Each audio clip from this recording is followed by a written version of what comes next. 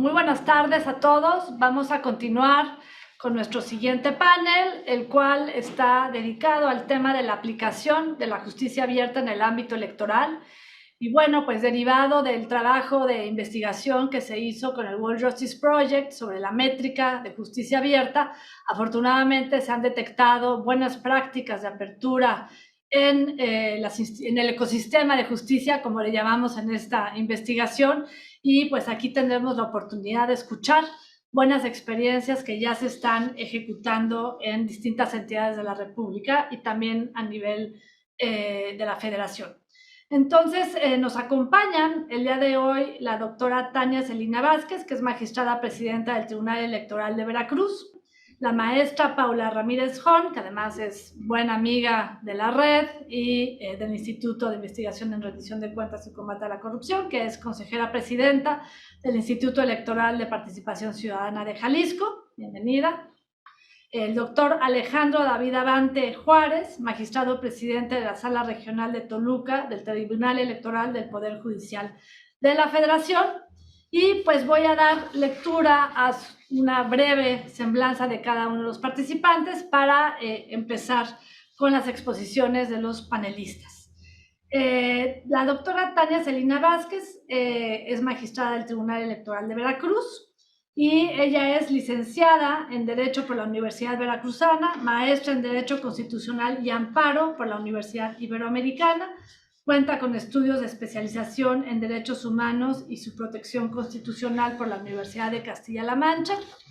Está especializada por el Instituto de la Judicatura Federal.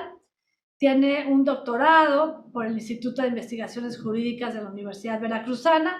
Y bueno, cuenta con experiencia en la academia y en las instituciones públicas y ha publicado distintos artículos y libros en materia de libertad de expresión, democracia deliberativa, derechos humanos.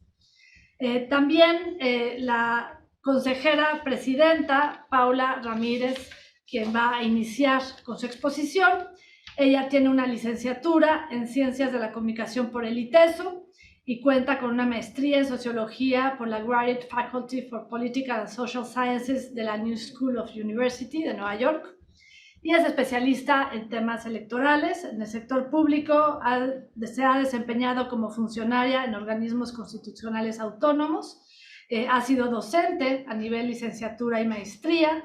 Tiene múltiples publicaciones en periódicos y revistas especializadas y además cuenta con una trayectoria en la impartición de conferencias, cursos y talleres sobre la función electoral y sin duda su papel ha sido muy importante, la defensa del papel de los organismos públicos locales. Bienvenida. Voy a hacer todas las presentaciones para no interrumpir la discusión. El doctor Alejandro David Abante Juárez, él es magistrado de la Sala Regional Toluca del Tribunal Electoral del Poder Judicial de la Federación. Él es licenciado en Derecho por la Universidad La Salle, cuenta con una maestría en Derechos Humanos y Democracia por la Flaxo, tiene también un diploma en Justicia Constitucional y Derecho Electoral por la Universidad de Castilla-La Mancha y tiene un doctorado en Derecho con mención honorífica por el Instituto de Investigaciones Jurídicas de la UNAM. En el Poder Judicial, pues ha tenido una trayectoria destacada en distintos cargos, tanto como secretario técnico de la Comisión de Administración, como jefe de Unidad de Asuntos Jurídicos y secretario de Estudio y Cuenta en la Sala Superior.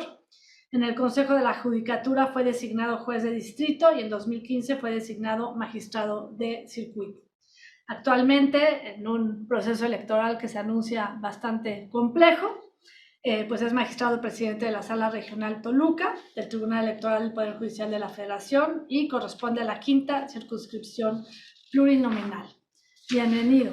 Bien, pues la idea de este panel es precisamente explorar los principios de la justicia abierta y nos gustaría escuchar cómo se están actualmente aplicando estos principios. Recordemos que los principios desde la aproximación de la métrica de justicia abierta tienen que ver no solamente con la visión tradicional de oferta y demanda de información y con la parte gubernamental y la parte de participación ciudadana, sino que también se incorporaron las dimensiones entiendo, difícil a veces de separar, de co-creación y colaboración, y rendición de cuentas, que ahí sí pues hay indicadores específicos al respecto. Así que, consejera presidenta, por favor, tiene la palabra. Hasta por 15 minutos. Muchísimas gracias, Lourdes, por tu presentación, por esta invitación a participar en el Seminario Internacional Corrupción y Procesos Electorales en América Latina, además en esta espléndida mesa con tan reconocidas figuras de la justicia electoral mexicana, a quienes de verdad saludo con mucho gusto y con mucho respeto, a la magistrada doctora Tania Celina Vázquez y a los magistrados Sergio Arturo Guerrero y al doctor Alejandro David Avante Juárez. Me encuentro entre abogados expertos en derecho electoral, autoridades judiciales todas, cuyas contribuciones en materia de justicia abierta, que es el tema que nos convoca, son amplias, están a la vista y creo que estaremos escuchando de ellas de manera elocuente, de manera que por mi función y por mi formación, yo me enfocaré más bien a esbozar los que considero los principales atributos, los principales características del sistema electoral mexicano que posibilitan garantizar los principios de transparencia y máxima publicidad en las tareas sustantivas de la organización y el arbitraje electoral. Y yo empezaría diciendo que la máxima publicidad es un principio que gravita en el corazón de la función electoral.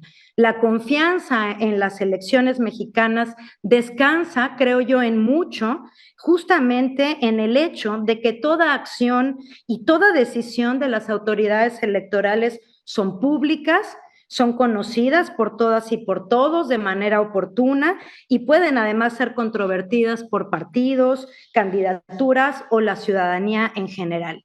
Las decisiones de los institutos electorales, concretamente del INE y de los organismos públicos locales electorales, los OPLE, ocurren, como sabemos, bajo la regular, normada y permanente vigilancia ciudadana y de los partidos políticos.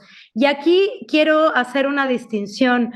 No se trata del cumplimiento de las obligaciones que en materia de transparencia y acceso a la información pública tienen todas las instituciones del Estado mexicano, en muchos casos, por fortuna, ya muy arraigadas en el desempeño de la función pública. En el caso del INE y de los OPLE, en el caso de las autoridades electorales, la transparencia no es solo una obligación, sino que es parte de su naturaleza. Las decisiones de las autoridades electorales no son solo públicas, sino que son tomadas en público por ciudadanas y ciudadanos independientes ante los partidos políticos que las conocen, las analizan, interpelan y cuestionan en vivo. Las instituciones electorales, como sabemos, son conducidas, dirigidas por cuerpos colegiados integrados por ciudadanas y ciudadanas, consejeras y consejeros con probada formación, experiencia y trayectoria. Su función central, su tarea principal es administrar el proceso de acceso al poder político, ni más ni menos, es decir, garantizar elecciones competitivas, libres, legales, imparciales, auténticas, con alto rigor técnico y apego al marco jurídico. Y estos órganos colegiados, estos consejos electorales, tanto del INE como de los OPLE, también se integran por las representaciones de todos los partidos políticos que participan con voz en sesiones que, insisto, son siempre públicas. De esta manera, en los consejos electorales, insisto, no solo se decide, sino que se explica, se argumenta, se delibera en torno a cada determinación que se toma, bajo la exigencia pública y explícita de los principales actores de la contienda y de la vida política y electoral, que son los partidos políticos y, desde luego, la ciudadanía vigilante. Los partidos forman parte de cada uno de estos consejos para conocer, revisar, evaluar, argumentar y al cabo deliberar en torno a las decisiones y acciones que se toman y se ventilan en sus sesiones. El INE tiene un Consejo General Permanente, como ya lo sabemos, y se instalan 32 consejos locales y 300 distritales durante los procesos electorales. Los OPLE funcionan igual, los organismos públicos locales también tienen un consejo general permanente cada uno de ellos, e instalamos consejos distritales y municipales durante los periodos comiciales. Es decir, existe o se instala un consejo electoral por cada demarcación territorial que hay en contienda, y esto posibilita la transparencia en el desarrollo de cada elección para cada diputación local o federal, desde luego, para cada gobierno municipal, para la gubernatura, para la presidencia de la República. Se cuenta con un consejo ciudadano que procesa de manera pública las decisiones que se toman en torno a la contienda, además, desde luego, de arbitrar la propia disputa electoral. Y la existencia de estos órganos colegiados pues garantiza la máxima publicidad, la vigilancia y la rendición de cuentas de las acciones y decisiones que toma la autoridad electoral de manera permanente y además en tiempo real.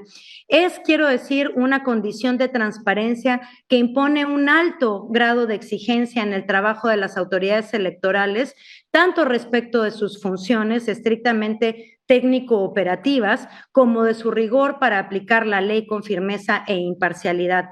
Sobre todo porque en México toda decisión o actuación de las autoridades electorales del INE, de los OPLE, que insisto son siempre públicas y conocidas por todas y todos, pueden ser impugnadas ante tribunales especializados. Aquí están mis colegas, la y los magistrados, y cualquier persona tiene garantizado de manera permanente su derecho a quejarse o denunciar cualquier violación a cualquier norma electoral. Es ahí donde actúa el sistema de medios de impugnación electoral en México, que, como ya seguramente escucharemos, otorga amplias garantías para dirimir los conflictos entre los actores por la vía legal e institucional, accesible, ciudadana, y quiero destacar sobre todo pacífica, entre los actores que participan en la disputa por el poder político.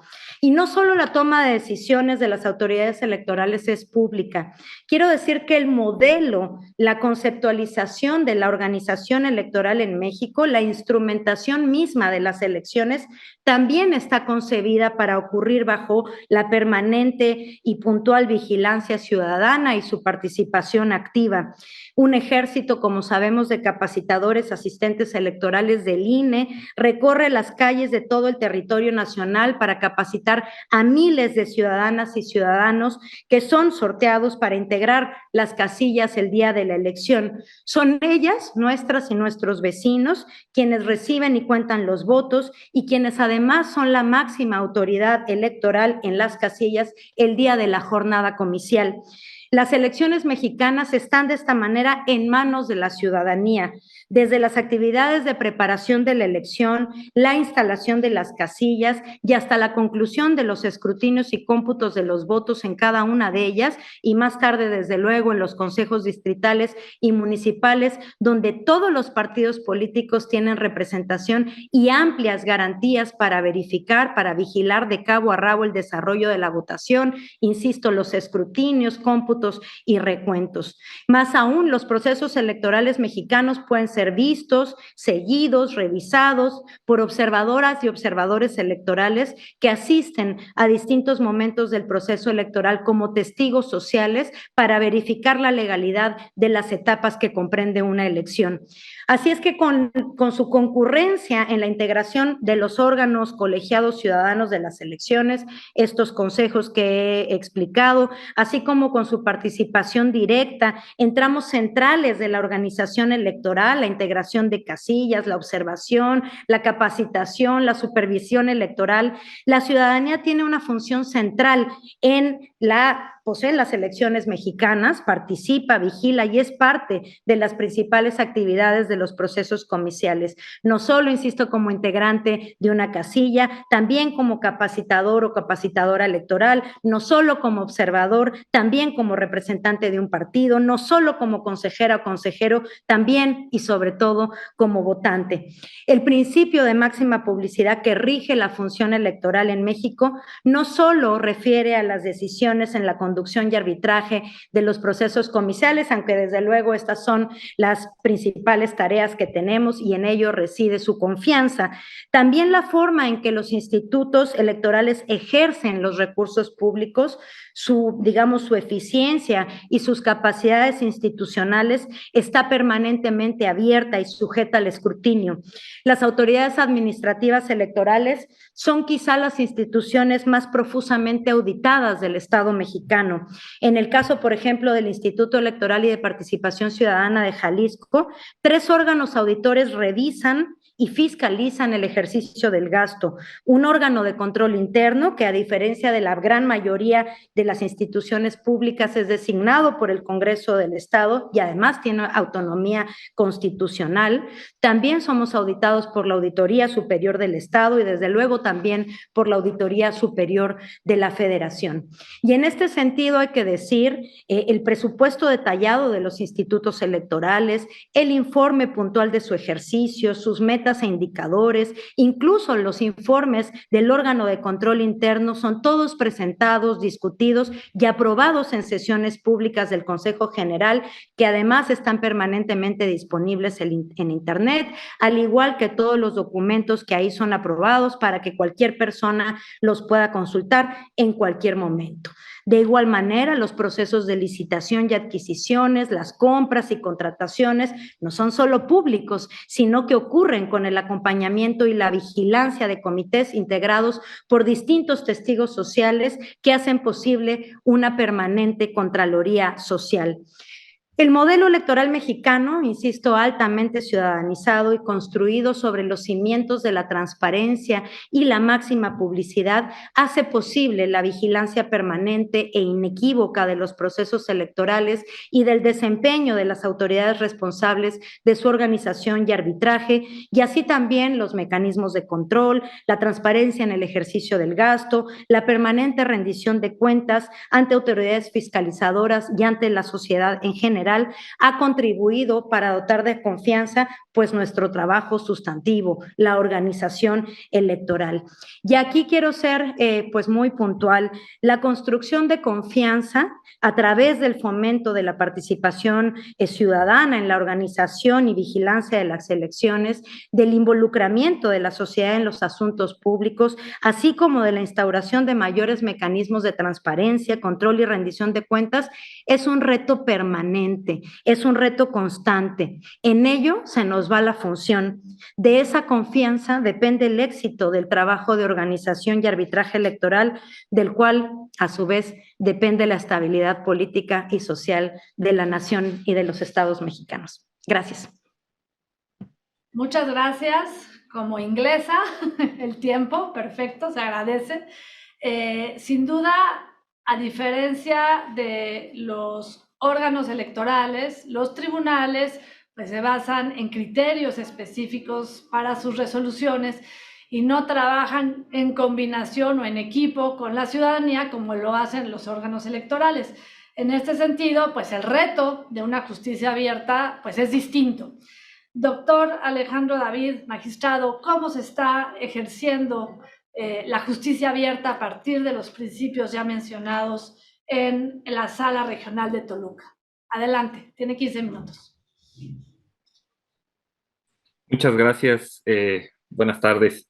Pues antes que nada, agradecer muchísimo la invitación a este panel. La verdad es que para quienes impartimos justicia y tenemos la vocación de fortalecer a nuestras instituciones impartidoras de justicia, es muy importante tener espacios como este en el que podamos comunicar o comentar de frente a las y los ciudadanos las actividades que nosotros realizamos para efecto de potenciar el efecto de la impartición de justicia. Y esta palabra es muy importante. Quisiera yo, antes que nada, destacar que toda esta visión de la justicia abierta ciertamente tiene un cuño relativamente reciente, ¿no? A partir de todas las cuestiones de métricas de gobierno abierto y todas estas circunstancias, surgió, entre otras cosas, la iniciativa de la presentación de una métrica de justicia abierta por World Justice Project, incluida, por supuesto, la Universidad de Guadalajara, en este esfuerzo por identificar cuáles son nuestras debilidades como impartidores de justicia de frente a una ciudadanía que no solo de manera reciente, sino de manera muy importante, está muy atenta a lo que hacemos en la impartición de justicia. Entonces, esta métrica de justicia abierta creo que sin duda alguna representa una oportunidad muy importante para los que colaboramos en las instituciones de impartición de justicia para entender varias cosas. Y me referiría a esto rápidamente. La primera es una métrica como la que se nos ha presentado y cuyos resultados son públicos y están en el escrutinio de cualquier ciudadano o ciudadano que acceda al micrositio de la métrica de justicia electoral. Primero, nos presenta un estado de las cosas muy claro, evaluando cuáles son los niveles de apertura que tenemos como autoridades jurisdiccionales. Qué nivel de apertura estamos presentando en cada una de nuestras tareas. Identifica, por supuesto, cuáles son las fortalezas que tenemos de fuerza o cuáles son nuestros ámbitos de fortaleza, pero también claramente cuáles son las áreas de mejora que tenemos que afrontar o que tenemos que enfrentar. Y todo esto con una finalidad muy clara. La idea es centrar la impartición de justicia, la labor judicial en las personas. Más allá de esta lógica de las estadísticas, más allá de la lógica de cuántos expedientes resolvimos, la métrica de justicia abierta creo que tiene la ocasión de centrar a las personas o de colocar a las personas en como un aspecto esencial en la impartición de justicia. Y vaya, quienes tenemos la vocación en la impartición de justicia no podríamos estar más de acuerdo con esto. ¿Por qué? Porque solo centrando la labor judicial, la labor jurisdiccional en las personas, es que finalmente lograremos una mayor integridad y confianza en la toma de decisiones. Porque si centramos a las personas o la labor judicial en las personas, la labor judicial se aproxima o se acerca más a las personas, que es lo que finalmente buscamos y queremos con la existencia de una métrica de justicia abierta, o que finalmente lo que buscamos con la existencia de la justicia abierta. Entonces, estos aspectos, estas razones de la métrica fueron el objetivo o fueron el punto de arranque para llegar a un objetivo muy claro, y era medir qué tan bien o qué tan mal estamos. Y ya señalaba Lourdes en un comienzo, la circunstancia de la transparencia y la rendición de cuentas está como un elemento pues connatural con el ejercicio de la función pública. No perdamos de vista que la transparencia y la rendición de cuentas es un elemento indispensable, disponible para todas las y los ciudadanos, para efecto de saber qué es lo que estamos haciendo, cómo lo estamos haciendo y qué metas o qué elementos estamos alcanzando. Pero hubo dos variables muy importantes y que en el caso particular de la justicia electoral tenemos áreas de oportunidad muy relevantes, que fueron la participación y la colaboración. En realidad, las perspectivas a partir de las cuales se toma en consideración la métrica de justicia abierta no solo es esta previsión o este análisis ciudadano de qué tanta demanda vamos a tener de información, o una previsión institucional, qué tanta oferta existe de información de parte de las instituciones, sino esto se llevó un mucho más allá, se llevó a la idea de la participación y la colaboración con la ciudadanía de la función judicial. Y esto es muy importante porque en realidad creo que las y los jueces no percibíamos o no estábamos tan familiarizados con la idea de la necesidad de participar y colaborar con las y los ciudadanos para la emisión de las decisiones judiciales. Es más, me iría un poco más allá, en el sentido de que el fenómeno de la impartición de justicia con perspectiva es afortunadamente una circunstancia cada vez más generalizada, pero durante muchos años, se percibió esta idea falsa o esta idea incorrecta desde mi muy particular punto de vista de que la justicia tenía que ser ciega. Y para ser una justicia ciega, pues necesitaba únicamente conocer de normas, conocer de reglas, eventualmente incluso hasta de principios, pero tenía que someterse exclusivamente a los aspectos que provenían de la ley y de la apreciación personal o no de quienes emitían la decisión judicial. Afortunadamente esto ha cambiado y ahora nunca más podríamos volver a hablar de una justicia ciega. La justicia debe tener perspectiva y la justicia debe tener perspectiva en muchos elementos, en muchos factores, pero ahora se adiciona un elemento más, que es una justicia participativa y colaborativa con las y los ciudadanos. Una vez más, con este alcance o esta idea clara de lograr una centralización de las personas en la función judicial. Y esta primera métrica claramente ya nos dio unos resultados importantes. Nos evidenció que en el caso de transparencia y rendición de cuentas se está cumpliendo de alguna manera con la función.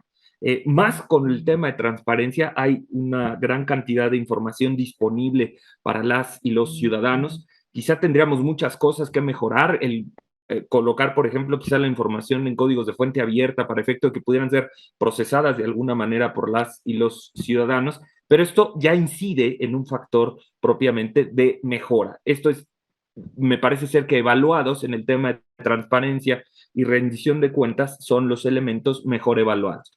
Obviamente en los que salimos menos o menos correctamente evaluados fue en el tema de participación y colaboración. Y esto tiene una lógica de que la justicia no estaba acostumbrada a trabajar o a colaborar con la ciudadanía.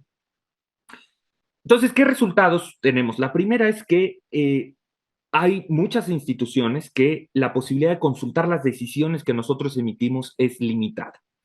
Entonces, esta dificultad de acceder a las decisiones no es el caso del Tribunal Electoral del Poder Judicial de la Federación, desde el cual hemos hecho un esfuerzo muy importante para colocar todas nuestras sentencias, incluso el día mismo en el cual son emitidas.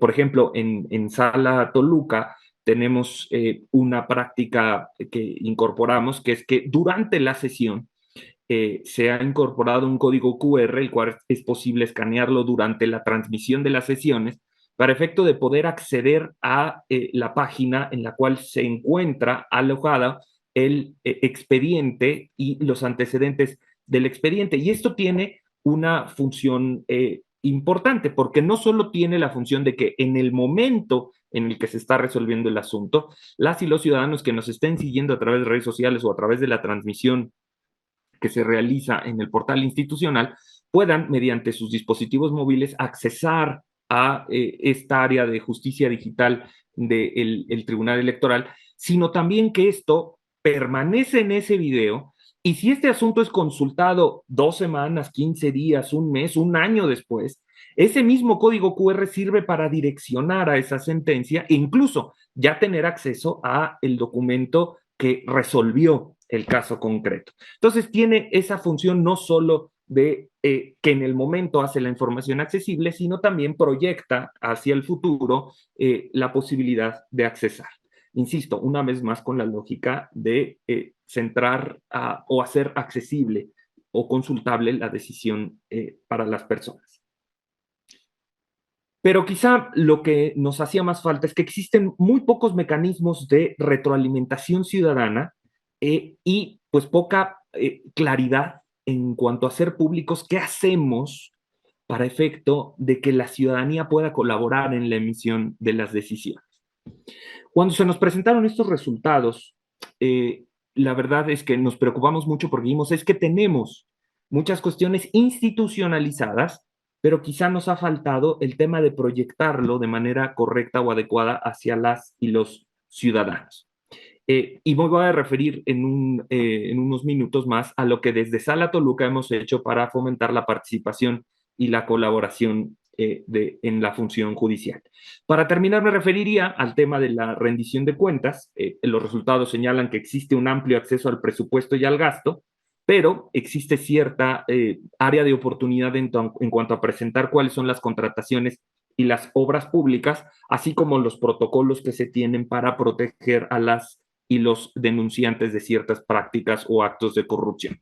Entonces, en términos generales, estos resultados nos presentaron estas áreas de oportunidad, pero quizá la más importante es que nos falta trabajar en centrar la labor jurisdiccional en las personas. Es decir, los tribunales estamos cumpliendo con nuestra función, estamos haciendo nuestra tarea, estamos emitiendo resoluciones todos los días. El Poder Judicial, no solo de la Federación, sino los poderes judiciales locales y por supuesto también los tribunales electorales de las entidades federativas, están haciendo un esfuerzo muy importante para emitir sus decisiones, pero nos está fallando comunicar nuestras determinaciones de manera muy puntual para que las y los ciudadanos sepan que estamos trabajando y que trabajamos todos los días para ello y que estamos resolviendo en cuestiones de horas y que estamos resolviendo asuntos verdaderamente relevantes para las comunidades.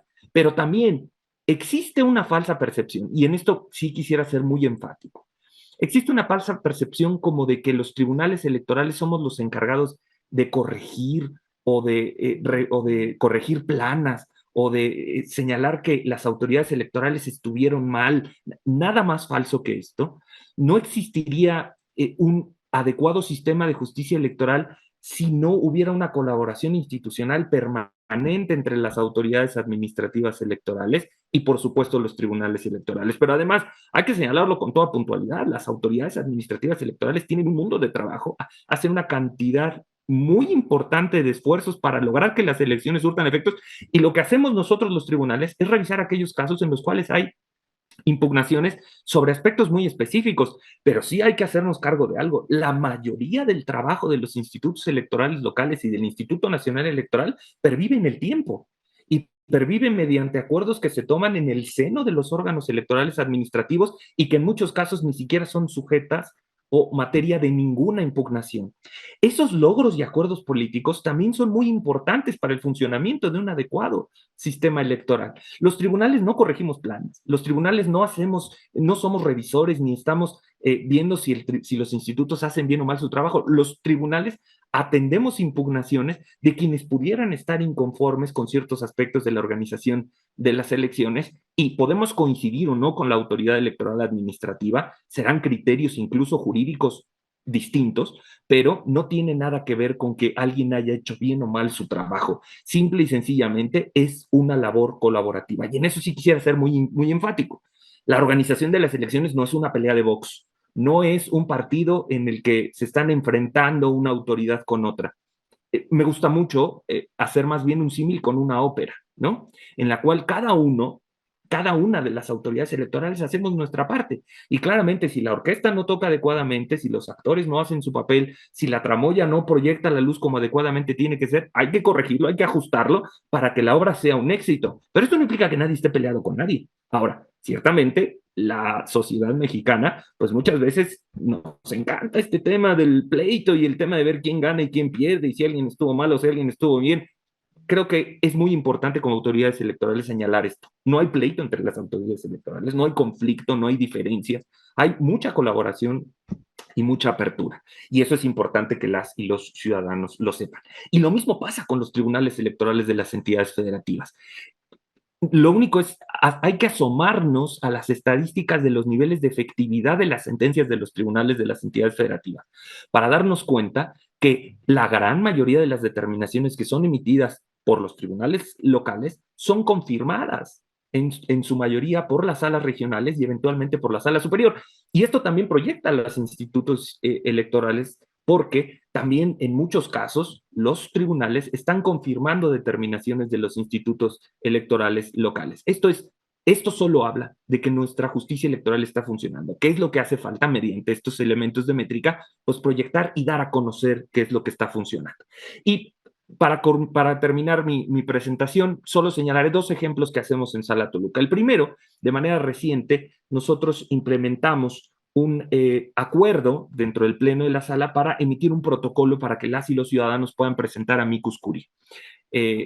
Esto es que las y los ciudadanos tengan certeza de cuáles son los procedimientos que tienen que seguir para poder presentar un amicus curiae. Esto es, si alguien que no tenga interés en un asunto directo, alguien que no esté vinculado directamente, quiere acercar un expertise técnico, quiere acercar una opinión relevante para la emisión de un caso, puede acudir mediante esta figura del amicus curiae a presentar de manera concomitante a las demandas alguna escrito de amicus curiae o amigo de la corte, de tal manera que se incorpore a la deliberación social de una emisión, de una determinación jurídica. Ciertamente las decisiones judiciales parten de demandas y actos reclamados, pero esto no quiere decir que las y los ciudadanos no tengan preocupaciones o que quieran hacer del conocimiento de la autoridad jurisdiccional algún aspecto técnico que pueda ser importante. Entonces, en este ámbito de participación, nosotros emitimos este protocolo de amicus curiae y se da a conocer a las y los ciudadanos para efecto de que puedan participar en la conformación de las decisiones judiciales.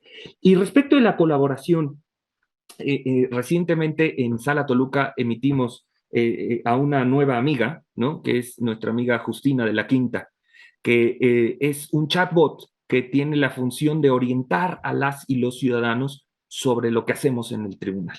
Entonces, Justina de la Quinta fue desarrollada de manera total y absolutamente interna dentro de quienes formamos parte de Sala Regional Toluca. Nuestra área de sistemas, nuestros colaboradores de servicio social diseñaron este chatbot que lo que hace es presentar mediante un WhatsApp las actividades que hacemos, dónde están los videos de nuestras sesiones, dónde estamos ubicados, qué hacemos, cómo pueden agendar una audiencia de alegatos, cómo pueden presentar también un amicus curiae, en fin. Y además, dicho sea de paso, la inversión que se hizo en este proyecto de Justina de la Quinta, que es este asistente virtual de la Sala Regional Toluca, no solo está enfocada a difundir aspectos que pudieran entenderse como necesarios o indispensables jurídicamente, sino tiene una visión social, tiene la visión de presentar no solo información jurisdiccional, sino información de contacto, modo de poder acceder al propio tribunal e incluso el contacto con algunas y algunos de los funcionarios de la sala regional. Pero además, la inversión que les decía yo, que se hizo en este proyecto, pues fue una inversión en recursos ciertamente muy poca.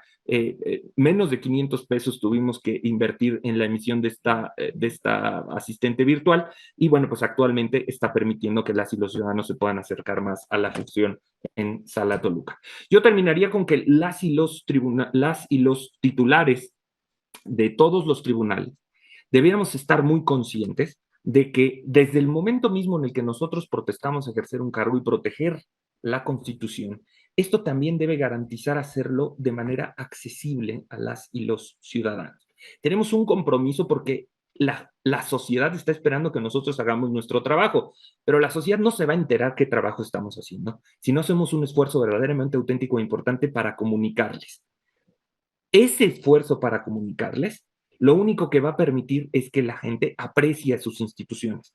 Y si somos una institución apreciada por las y los ciudadanos, somos una institución que está cumpliendo con su trabajo. ¿Cuál es nuestra finalidad? Pues finalmente creo que el mejor destino de la justicia electoral será en aquel momento en el cual pase inadvertida. No pase inadvertida porque no haga su trabajo, sino que pase inadvertida porque sea tan consistente en sus precedentes, tan sólida en sus criterios, que finalmente sea claramente previsible cuál es el camino que habrá de seguir una determinada impugnación. Y en ese sentido, que las propias partes puedan, mediante esa previsibilidad de los órganos jurisdiccionales, ponderar las posibilidades de éxito. Si los órganos jurisdiccionales no somos previsibles, claramente ahondamos o provocamos una falta de certeza o certidumbre. Las y los jueces tenemos que ser previsibles para fortalecer nuestras instituciones. Yo agradezco muchísimo, por supuesto que saludo a las y los integrantes de este panel y quedo a sus órdenes. Muchísimas gracias y muy buenas tardes. Gracias. Gracias, magistrado, por esta presentación. Creo que es importante retomar dos cuestiones fundamentales. La primera es que evidentemente las resoluciones del Tribunal Electoral son definitivas e inatacables y son quienes pueden dar la última palabra sobre los procesos electorales, sobre todo cuando hay, es importante cuando hay alguna disputa o cuando hay alguna duda sobre la emisión del voto de los ciudadanos o sobre el cumplimiento de las reglas.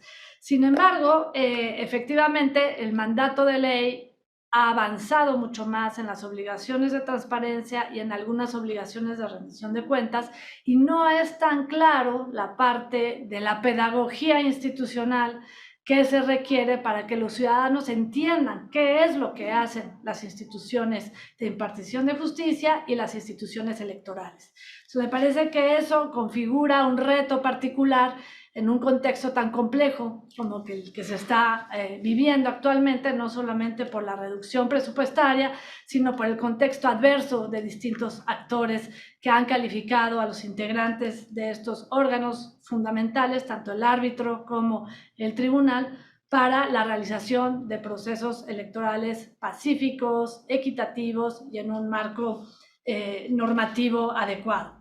Así que, bueno, daré la palabra a la doctora Tania Celina Vázquez, bienvenida, que es magistrada presidenta del Tribunal Electoral de Veracruz. Tiene la palabra hasta por 15 minutos. ¿Cuáles son los principios de la justicia electoral que se están aplicando en Veracruz? Adelante. Muchísimas gracias. Pues en primer lugar, me gustaría, por supuesto, aprovechar para saludar al panel que está aquí presente con nosotros esta tarde.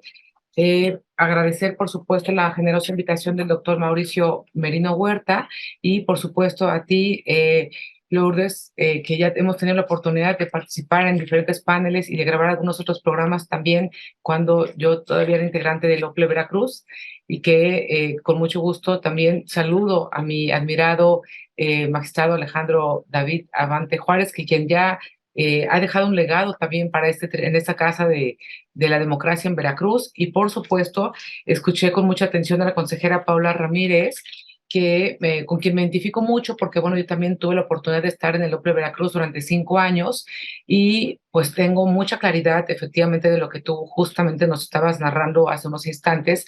Yo coincido con el doctor Avante en el sentido de que al final del día el trabajo que realizan también la autoridad administrativa es fundamental. A veces son tareas titánicas y a veces se hacen prácticamente con más imaginación que con dinero. Al menos así lo vivimos de este lado y no me orgullece decirlo, pero sí también es importante referir que en el 2016 fuimos el primer OPLE del país que pues no nos habían dado absolutamente ya presupuesto para llevar a cabo la elección y ya estábamos de cara, ya faltaban unos meses para pues llevar a cabo los programas más caros, los que requieren más presupuesto, y fuimos el primer OPLE que promovió un juicio electoral ante la Sala Superior del Tribunal Electoral Poder Judicial de la Federación, y a raíz de ello para que ordenaran al Ejecutivo de nuestro estado a que nos dieran ese presupuesto, y fue a raíz de eso que quedó como antecedente que pues muchos OPLES y después muchos tribunales locales también acudieron a esta institución ya con este criterio. Y bueno, insisto, no es un tema de orgullo, pero sí es un tema de decir que sabemos precisamente que en muchas ocasiones las tareas más difíciles, titánicas, el mayor número de presiones, y también decirlo, lo mediático está allá en la autoridad administrativa. Y esto viene a colación no solamente como un tema de lamento, sino al contrario. Creo que nosotros, estando en el OPLE, estamos acostumbradas y acostumbrados a que durante todas las sesiones del Consejo General, pues evidentemente la prensa cubre siempre todas las sesiones, aunque fueran de comisiones.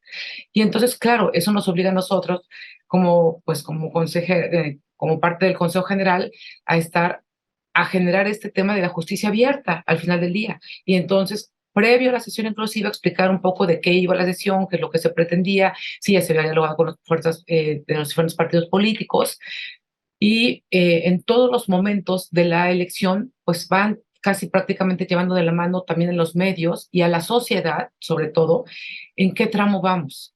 Cuando nosotros llegamos a esta institución, afortunadamente, lo cierto es que, pues, que parece que llegas como a una caja y, pues, aspiramos a que sea de cristal esta caja, por supuesto, pero al final del día, pues, pasas de tener de vivir todo ese día, cada día diferente en el OPLE, a hacer hoy, aquí, un día prácticamente todos los días lo mismo.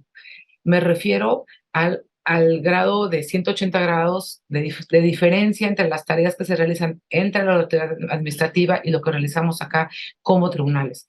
Aquí, hay que decirlo, casi ni por error llega un abogado postulante a pretender ver a ningún integrante de este tribunal.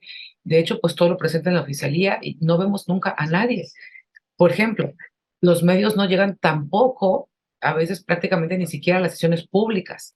Y entonces eso a nosotros nos ha generado también, pues sí decirlo, de alguna manera una dificultad para poder comunicar exactamente qué es lo que estamos haciendo en este tribunal.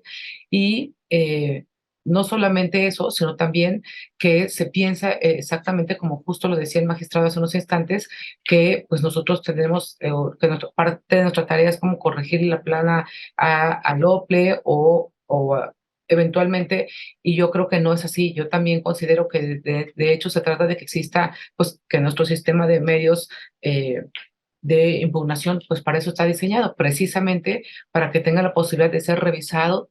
La gran mayoría de los asuntos, la gran mayoría efectivamente se confirman los recursos de apelación, y el 30% solamente, o casi aproximadamente el 30% va a la sala regional en estas entidades de esta tercera circunscripción, en donde por su conformación es donde hay el mayor número de personas indígenas, y también decirlo, el mayor grado de violencia política en contra de las mujeres que se vive en estos estados, y en donde Veracruz lamentablemente es la segunda entidad federativa con mayor casos registrados de esta materia. Y entonces, bueno, pues de pronto las cuentas que nosotros debemos rendir de cara a la ciudadanía, y en el marco precisamente de esta justicia abierta y de llevar a cabo tareas relevantes, y sobre todo que se puedan compartir y que la ciudadanía también pueda saber qué es lo que hacemos, porque la ciudadanía no tiene claridad de qué es lo que hace un tribunal local. Inclusive cuando tú tomas un taxi, la gente quiere llevarte al INE, y cuando decíamos vamos al OPLE, decían, ah, sí, entonces vamos al INE, va usted por su credencial de elector. Todo es aquí, lo referente es el INE.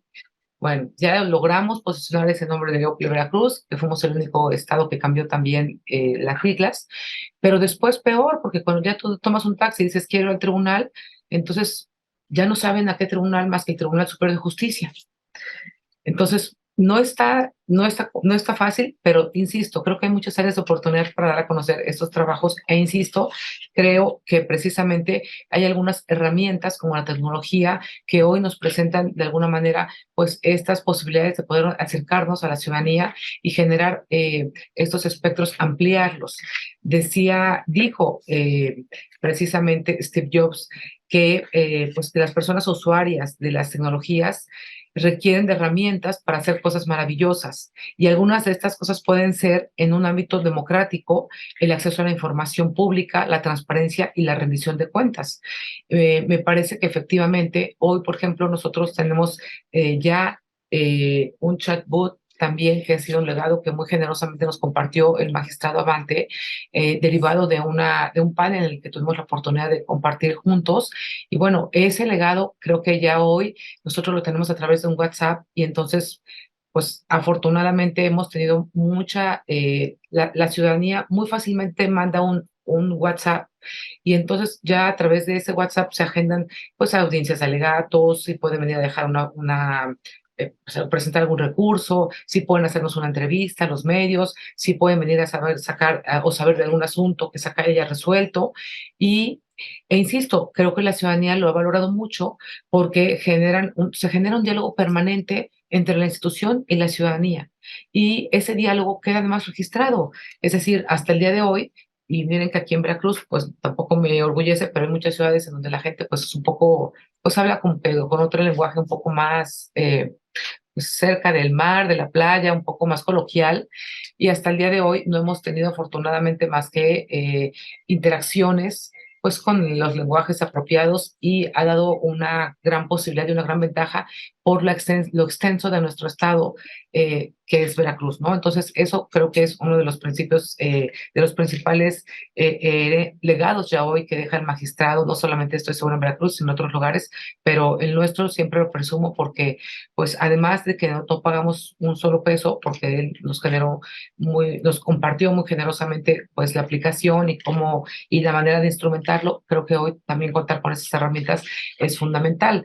También decir, por ejemplo, que nosotros aquí, para tratar de generar esa transparencia y este acceso y acercarnos también a la ciudadanía en por cuanto hace el tema de las licitaciones públicas, pues nosotros si tenemos que manejamos recursos públicos y entonces siempre se invitan a los consejos de la Canacintra o Coparmex o Canaco para que participen también y estén como parte de este comité de licitaciones y den fe y de la legalidad y la transparencia que se está llevando a cabo precisamente en esas tareas que también nos toca hacer como autoridades pues, jurisdiccionales en lo local. Creo que evidentemente nosotros tenemos bastantes retos. También me gustaría compartir que uno de ellos es, por ejemplo, que hace muy poco tuvimos un asunto en donde una persona pues, bueno, que es vidente, que tiene la discapacidad permanente visual, acudió ante nosotros y la resolución no nada más la hicimos por escrito, la sentencia, sino también generamos la versión audible para que cuando viniera a conocer esa sentencia tuviera la posibilidad de poder escucharla y no tener ningún impedimento. Y también hemos ordenado que se hagan, que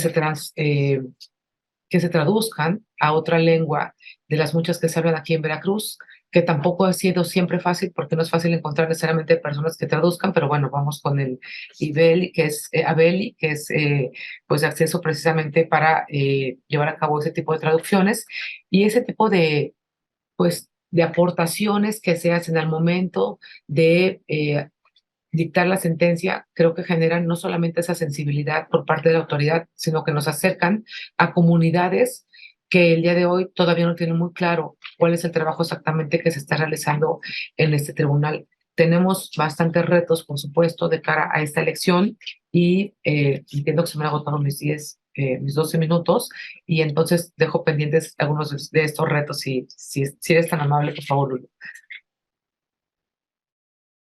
Gracias, magistrada. Muchas gracias por esta exposición. ¿Quién no recuerda a Inés, ¿no? Este chatbot del INE que ayudó mucho a clarificar posibles falsas noticias, a darle seguimiento a los resultados de el proceso electoral y acompañar las labores de los órganos electorales, así como ahora lo está haciendo el Tribunal Electoral. La verdad es que está haciendo un enorme esfuerzo por traducir al lenguaje llano las sentencias, que la verdad el lenguaje abogadil siempre es muy complejo para el ciudadano de a pie. Entonces estos esfuerzos son muy destacados.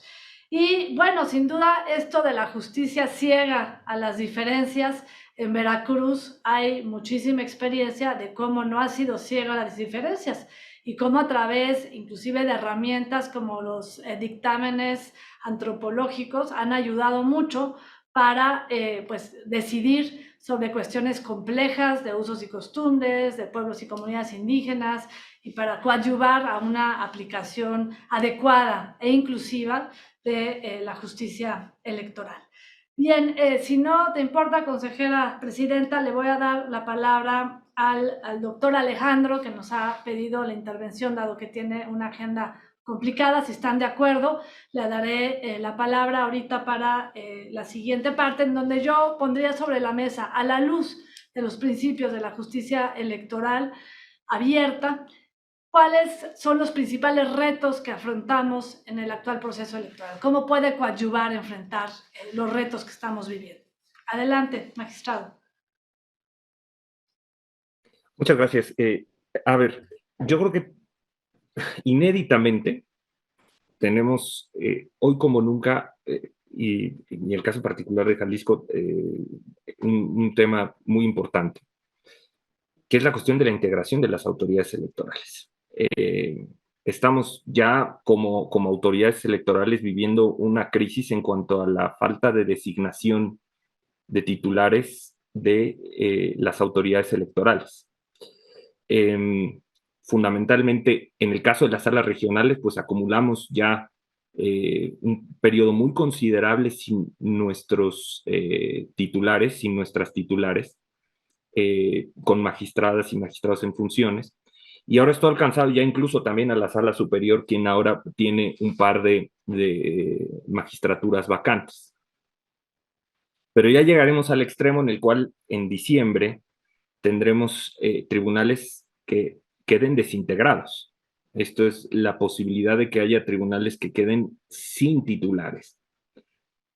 Y esto ya es un tema que debe verdaderamente preocuparnos, porque materialmente, de alguna u otra manera, las autoridades electorales estamos haciendo un esfuerzo, estamos haciendo nuestro trabajo, pero ciertamente todo lo que implica la responsabilidad de sacar adelante un proceso electoral, pues exige que todas y todos quienes estamos en posibilidad o hemos recibido el mandato de las instituciones para efecto de cumplir con una tarea institucional, estemos en plenitud para poder emitir nuestra tarea. Que no quede ninguna duda, las autoridades electorales vamos a cumplir con nuestra función. Lo que sea que tengamos que hacer, lo vamos a hacer. Que eso no sea un tema para la ciudadanía, pero ciertamente es un reto que tendremos que afrontar. El segundo reto creo que más importante que enfrentamos es, creo que la apatía. La verdad es que, y de esto hay que hacernos cargo, eh, creo que las elecciones ya dejamos de ser como interesantes para las y los ciudadanos. Incluso actualmente no, tenemos que pensar en nuevos mecanismos para conectar con las formas de que las y los ciudadanos vivan la experiencia de las elecciones. Votamos igual que en 1930, no hay nada que hagamos igual que en 1930. Y si reflexionamos que nuestras elecciones no solo están cada día más alimentadas por una percepción o una posverdad o incluso las noticias falsas, y a esto le sumamos que no somos interesantes, es decir, a las y los ciudadanos, a lo mejor a las y los chavos que tienen 18 años y que van a votar por primera vez, pues es toda una experiencia, ¿no? Ir, mostrar su credencial, emitir su voto, pero votarán cuando tienen 18 años. Después, la credencial del elector pues, les podrá ser muy útil para cobrar cheques o ir al antro, pero dejamos de ser interesantes quienes organizamos elecciones o quienes calificamos elecciones. Entonces, creo que tenemos ahí un área de oportunidad muy importante y es que hay que conectar con la organización de las elecciones, convivir la experiencia de las elecciones, pero sobre todo, sí hacerle ver a las personas, a las y los ciudadanos, que hay elecciones que se definen por un voto. En Sala Toluca hemos tenido 2 elecciones definidas por un solo voto y hemos tenido 2 elecciones anuladas por empates. Y esto no es una coincidencia. Esto no es una situación excepcional. Tan es así que en 4 casos ha ocurrido. Elecciones definidas por un solo voto, elecciones empatadas que tuvieron que repetirse al no haber posibilidad de determinar un ganador. Y ustedes dirán, bueno, seguramente hubo ahí algún error en el cómputo de los votos, alguna... No, son elecciones respecto de las cuales en los resultados se publicaron resultados empatados, se realizaron recuentos, se empataron, o sea, se determinó que seguían empatadas y se hicieron impugnaciones que determinaron que la elección estaba empatada y que no había otro resultado más que repetirla. Y en el caso de las elecciones definidas por un solo voto, fueron impugnaciones respecto de validez de votos en lo individual y valoramos, las y los jueces que emitimos esta decisión, valoramos votos de una persona que en ese caso particular definieron una elección. Esto es muy importante. Todos los votos de todas las personas valen exactamente lo mismo y pueden ser el fiel de la balanza entre que una opción política u otra decida. Hay una película norteamericana muy famosa, si alguien no la ha visto, es una película que protagoniza Kevin Costner, que tiene este análisis, ¿no? Supuestamente hay un ciudadano que en el momento en el que, digo, no les spoileo la película, pero en el momento en el que está emitiendo su voto con ciertas características especiales, se va a la luz y no tiene posibilidad de saberse cuál era el destino de ese voto, pero ese voto define quién iba a ser la o el presidente de los Estados Unidos de América. Y se hace todo un tema para intentar convencer a ese ciudadano de que por quién debía votar, ¿no? Entonces, la realidad es, todos los votos cuentan, todos los votos son importantes, pero tenemos que conectar con las y los ciudadanos. Lo más importante de organizar elecciones no es cuánto cuestan, no es si los partidos participan, no es, lo importante es que la gente participe.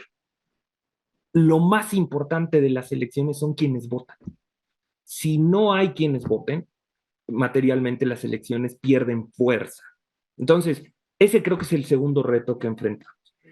Y el tercero, no menos importante, pero también muy relevante. No menos importante, pero ciertamente tiene un impacto importante en la organización de las elecciones, es la confianza de las y los ciudadanos en sus instituciones electorales. Eh, no hay magias ni ciencias ocultas. Afortunadamente, quienes integramos una autoridad electoral y quienes tenemos la posibilidad de habernos dedicado a la judicatura, sabemos que lo más valioso que puede tener un juez es su congruencia. Y ciertamente, si las y los jueces tenemos un criterio claramente previsible, nuestras decisiones adquieren confiabilidad. Si un juez en todos los casos, o una jueza en todos los casos, ha resuelto de una determinada manera, y en algún momento cambia de criterio, ese cambio de criterio tendrá que estar acompañado de una razón lo suficientemente importante para justificar por qué ha cambiado de criterio. Pero si no, lo lógico es que si alguien ha resuelto de manera consistente, de esa manera se mantengan esas determinaciones. Y es la manera en la que las y los jueces podemos combatir la posverdad. Si cualquier actor político, cualquier periodista, quiere poner en duda o en entredicho nuestra honorabilidad o nuestra legitimación o nuestro comportamiento conforme a derecho, lo único que nos respalda es nuestra congruencia y nuestra honorabilidad como jueces o juezas.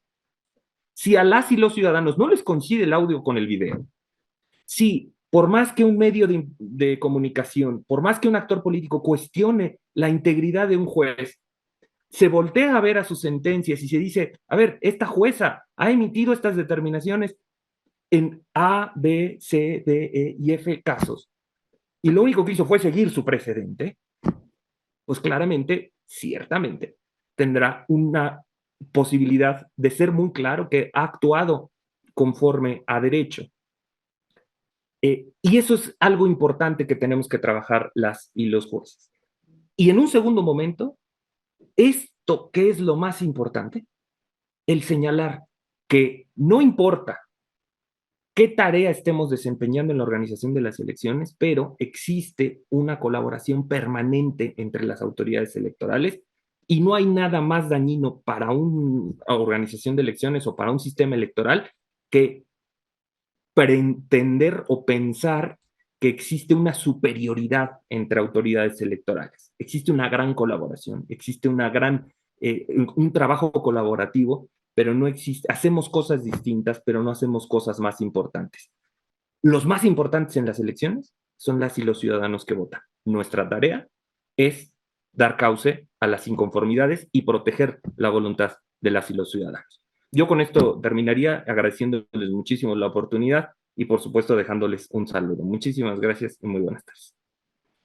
Muchas gracias, magistrado. Dos retos importantes, uno que depende en gran parte de las autoridades a cargo de las designaciones, de que no haya omisiones deliberadas como las que estamos viviendo actualmente, y la otra que depende de los ciudadanos, cómo terminar con esta apatía, cómo hacerse cargo, pues no solamente del ejercicio de derechos, sino de las obligaciones que tenemos como ciudadanos.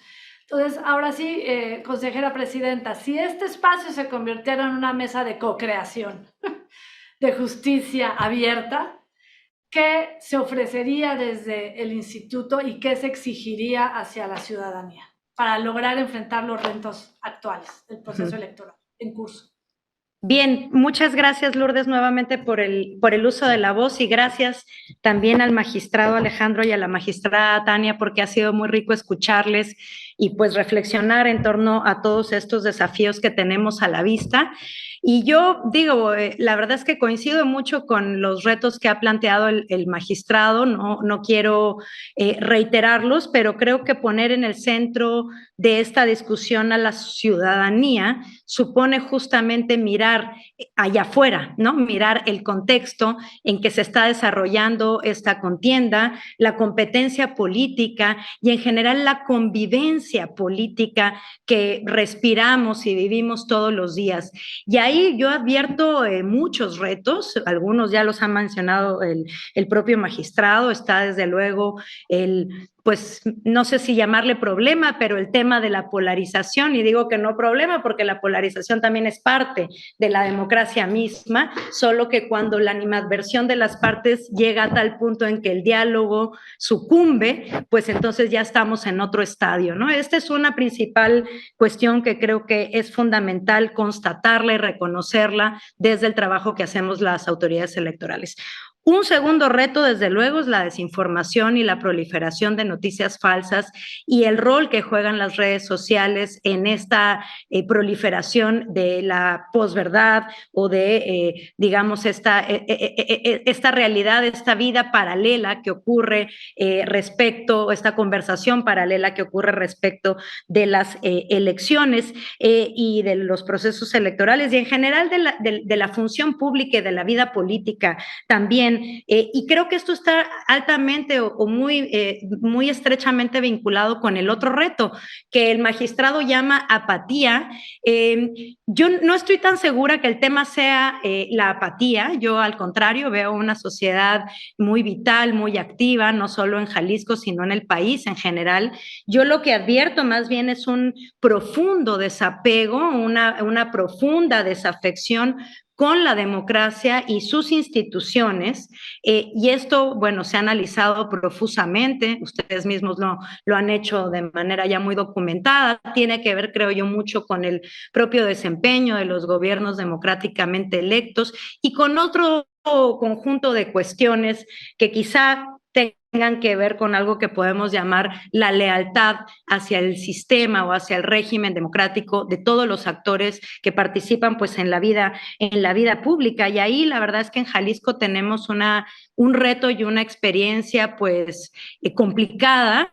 En la elección pasada, en el 2021, en la última elección, Jalisco registró la más baja participación electoral que haya tenido en su historia, no voy a decir democrática, sino en su historia, donde lo que haya sido documentado, 48% solamente de quienes tenían derecho a elegir a sus autoridades acudieron efectivamente a las urnas.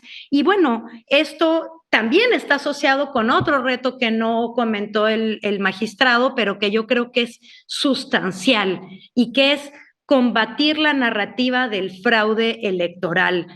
Parte de digamos, de esta discusión pública enmarañada o afectada por las noticias falsas, por pues profundo desencanto que hay con la democracia, etcétera, invita de manera muy fácil a pensar que es posible hacer fraude electoral en nuestro país, y no lo es. Quiero ser absolutamente contundente. El sistema electoral mexicano ofrece suficientes y sobradas garantías para asegurar que la voluntad popular expresada en las urnas se traduzca en el ejercicio del poder político. De manera que creo que esta es una cuestión sumamente relevante porque hemos visto en la experiencia de nuestro país la tentación una y otra vez de múltiples actores políticos, creo que no está restringido ni siquiera a una fuerza política en particular, de apelar al fraude electoral ahí cuando los resultados no le son convenientes o cuando parecen que no le van a ser convenientes. Entonces, ahí hay un reto importante para las autoridades. Debemos de comunicar las garantías que ofrece nuestro sistema con mucha mayor asertividad, de manera mucho más, voy a decir vulgar en el mejor de los sentidos dicho, más coloquial, más ciudadana, más cercana a la gente, para que realmente ya me estoy pasando el tiempo, ¿verdad? Porque ya veo gestos. Entonces ya voy a decir que creo que es un reto central, porque al final del día la responsabilidad que tenemos las autoridades electorales, la responsabilidad que tenemos todos los actores que participamos en una contienda electoral es posibilitar que los resultados electorales sean confiables y sean legítimos. Porque si no hay esto, no hay nada de lo demás. Es decir, si el proceso electoral perfectamente bien organizado y vaya, qué bárbaros somos y qué técnica tan sofisticada, pero la gente no confía en esos resultados, realmente entonces nuestro trabajo no está logrado. Creo que el trabajo de construcción de confianza es central y pasa desde luego por todas estas herramientas, instrumentos, buenas prácticas para posibilitar pues el acceso de la ciudadanía a la justicia electoral en este caso, pero también a conocer cómo se organizan, cómo se arbitran los procesos electorales y cómo la ciudadanía puede asegurarse de que estas garantías pues se protejan, se prioricen y sean las que pues bañen los resultados electorales. Es lo que diría, porque ya sé que se me acabó el tiempo, hay mucho más que reflexionar en esta rica mesa y agradezco nuevamente la atención. Muchas gracias. Retomo los retos sobre la mesa contra la polarización, la desinformación, las fake news, el desapego, es un reto permanente, la desafección hacia la democracia, la narrativa del fraude, que ya vimos que sucede también en países y democracias consolidadas, no solamente quienes estamos viviendo bajo un Estado de Derecho vulnerado, y la confianza, sin duda. Construir confianza, trabajar comunicando los esfuerzos que se hacen desde las organizaciones e instituciones electorales, pues es muy, muy importante. Por favor, doctora magistrada, tiene la palabra. Misma pregunta, ¿cuáles serían los retos que se están enfrentando actualmente? ¿Qué se le ofrece desde las instituciones de impartición de justicia electoral a los ciudadanos y qué se les podría solicitar a los ciudadanos para enfrentar estos retos de manera conjunta? Muchas gracias por la pregunta, por supuesto. Agradezco las colaboraciones de mis compañeros en este panel, quienes generosamente nos han también participado algunas de las ideas desde mi óptica más importantes en este aspecto. Y creo que, pues, en primer lugar, no podría omitir señalar el tema de que toda vez que somos este segundo lugar en tema de violencia política en razón de género, pues tenemos que hoy ocupa prácticamente el 40% de nuestros asuntos, el índice de denuncias por esa razón. Entonces, hemos decidido, precisamente a partir de diciembre, aperturar una Defensoría Pública de Género y de Grupos Vulnerables, que evidentemente, bueno, se hace con un gran esfuerzo en todos los sentidos, primordialmente presupuestalmente hablando, porque bueno, pues los techos los dejan como muy acotados en cada una de las entidades, pero bueno, de cara a este proceso, en primer lugar, es una de nuestras prioridades, porque hemos llegado a tener de cada uno de los municipios, tenemos más de 212 municipios y de cada municipio hemos llegado a tener hasta 30 asuntos del mismo ayuntamiento. Entonces, no solamente es contra las mujeres, también es contra los hombres, pero es que de pronto se vuelve como ya muy complicado que del mismo municipio lleguen o tengamos hasta 30 asuntos en las 3 ponencias, y entonces ya tenemos que tener como un orden cronológico de quién contra quién y cómo van y cómo resultó y cómo salió el asunto, porque pues pareciera que a veces o en muchas ocasiones vienen las mismas personas denunciando actos novedosos, pero que también ya habían anunciado en un primer inicio, en otra denuncia, entonces pareciera como que están extendiendo la litis a través de estas nuevas controversias, y bueno, pues al final del día, ese reto, creemos sin duda que esta defensoría será esencial para que todas las mujeres, que no solamente mujeres, pero bueno, mayormente, pues sí tengan la posibilidad de acercarse para tener una asesoría, de saber al menos cómo llevar a cabo una denuncia en esos términos, porque aquí en nuestra entidad deben saber que tampoco hay muchas personas que se dediquen a litigar derecho electoral. Entonces, de suyo es un problema ya muy delicado, y luego, pues, los costos. Hay muchas mujeres indígenas que traen diferentes tipos de interseccionalidades, que bueno, pues que son indígenas y además tienen una discapacidad y además, evidentemente, pues sufren de discriminación en su comunidad y vienen ya bajo amenazas. Entonces, creemos que esta puerta, de alguna manera, acceso a la ciudadanía puede ser un acercamiento y nos puede ayudar sobre todo a llevar a mejor cauce este tipo de denuncias, por una parte.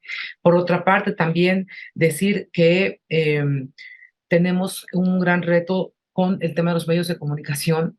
Yo siempre he puesto de alguna manera el énfasis allí porque todavía no logramos, bueno, los medios de comunicación aquí en Veracruz todavía no logran comunicar con perspectiva de género. Y eso, la verdad es que nos ha generado también, hoy estamos viviendo mucha violencia digital, mucha violencia mediática, y entonces los propios medios reproducen esa violencia, evidentemente a veces, en la gran mayoría de las ocasiones, sin saberlo. Y entonces, claro, las denuncias vienen a nosotros, vienen a este tribunal y señalan a N cantidad de medios que están reproduciendo una noticia que a veces es fake news y otras que son y que están reproduciendo estereotipos de género que no deberían, que no abonan precisamente a la calidad de la democracia a la que debemos aspirar. Y bueno, pues creo que también debemos nosotros como autoridad darles algunas de esas herramientas. Hemos solicitado a la Sala Superior del Tribunal Electoral, el Poder Judicial de la Federación, a través de su presidencia, un curso especial para medios aquí en Veracruz, porque insisto, el desconocimiento pues no los exime de sus obligaciones, evidentemente, pero si también nosotros no les damos esas herramientas, no podremos tampoco exigirles que cuál es el proceder que nosotros estaríamos esperando de ellos, ¿no? El hecho de que a los hombres les hagan un cierto tipo de preguntas, ahorita que ya tenemos algunas precandidaturas o que están encaminadas hacia ello, ¿no?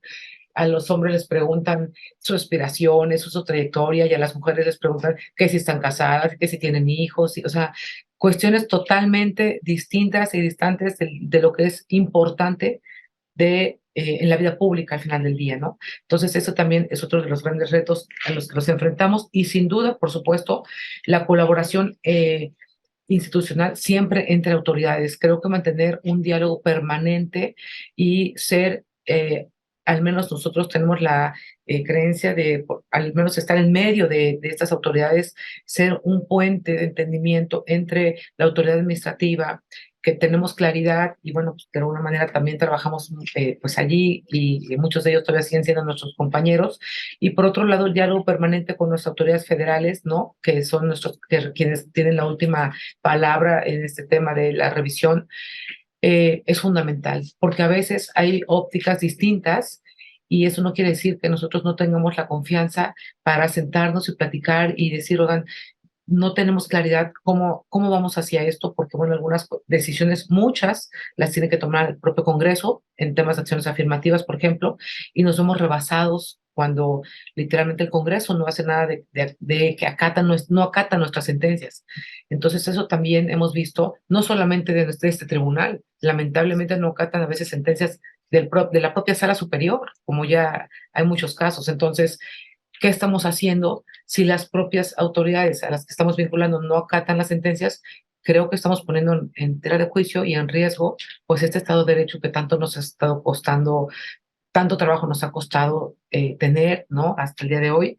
Y pues yo me quedaría con esos retos y invaluablemente sumaría a los que ya dijeron mis compañeros que me antecedieron en el uso de la voz, pero sí insisto en esta parte del sur, propiamente ya del país, los retos nos enfrentamos también a grandes retos, sobre todo, también decirlo, por la violencia que se está viviendo en las comunidades y que a veces la gente ya no quiere participar integrando consejos municipales, distritales, porque tienen miedo y porque tienen temor y pues es un hecho notorio que no podemos tampoco ocultar. Ahí está presente. Han habido muchos asuntos que hemos resuelto precisamente en donde ha estado presente el crimen organizado. Eso también es otro tema que se dice, que no se dice, pero que ahí está y que bueno, pues hay que ponerlo en la mesa. Y pues esos son algunos de los grandes retos que tenemos y que pues con los que hemos estado aprendiendo a vivir y estamos tratando de ver cómo resolver ese tipo de aspectos que sin duda nos rebasan como autoridades. Muchísimas gracias por su tiempo. Gracias, pues muy amable por esta intervención. Sin duda, la violencia, la necesidad de conocer los principios del derecho electoral para lograr una mayor inclusión, capacitar a los medios de comunicación y capacitar a los ciudadanos, sobre todo para que verifiquen, para que no le den retweet a una información que no está validada, por lo menos por 3 fuentes distintas, o ir directamente a las páginas oficiales de las instituciones antes de adelantar una información o algún resultado. Y algo muy importante, el desacato. efectivamente el desacato que estamos visualizando, en donde ya no es suficiente contar con reglas que antes eran respetadas por todos los actores, sino que además se pone en tela de juicio la validez de las reglas existentes, ¿no? Entonces, no solamente es importante el desarrollo del proceso, sino la legitimidad del proceso que es vulnerada por todas estas condiciones. Sin duda es muy importante todo esto que ponen sobre la mesa. Pues agradecerles su participación, recordar que existe el chatbot Justina de la Quinta para quienes quieran consultar esta información del tribunal, la página del IEPC y la página del Tribunal Electoral, en donde pueden ustedes acceder a versiones ciudadanizadas de las sentencias. Ya no tienen que leer el lenguaje técnico de los magistrados, sino que también ya hay un esfuerzo de traducción. Y pues muchas gracias por esta participación en nuestra mesa, la aplicación de la justicia electoral en el ámbito electoral. Muy buenas tardes. Quien quiera hacer preguntas, @rindancuentas, @CUSEA, ahí podremos atender sus comentarios de esta sesión. Muchas gracias y muy buenas tardes.